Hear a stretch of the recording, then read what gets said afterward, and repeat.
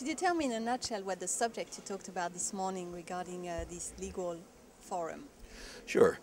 We had a legal conference, and there were several parts to it, but mostly it was for those companies, whether they be middle-sized or large companies, that are doing business in Asia and on a global platform in terms of acquiring technology, having deals relating to technology, how to do those deals in a way that protects their interests, both from a technology standpoint, and also if the deal were to turn south or otherwise break down, how can they resolve the disputes that might arise as a result of those breakdowns? So Richard, how a company can help these companies, because you know most of the time they are very worried going global and especially going in Asia.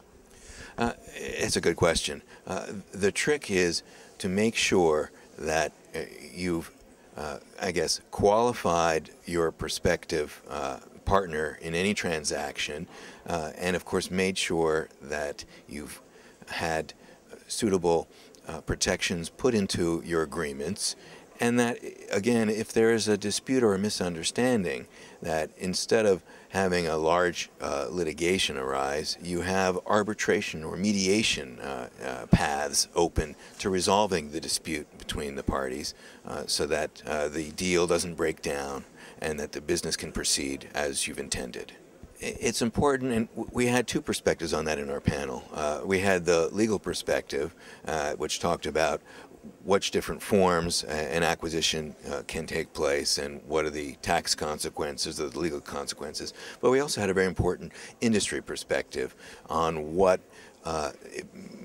motivations, what business goals are best achieved, whether it be an acquisition or a so-called alliance or a joint development agreement. And I think that industry perspective really pointed out some of the factors that any of the conference attendees should think carefully about before deciding on an acquisition versus some other form of deal or transaction.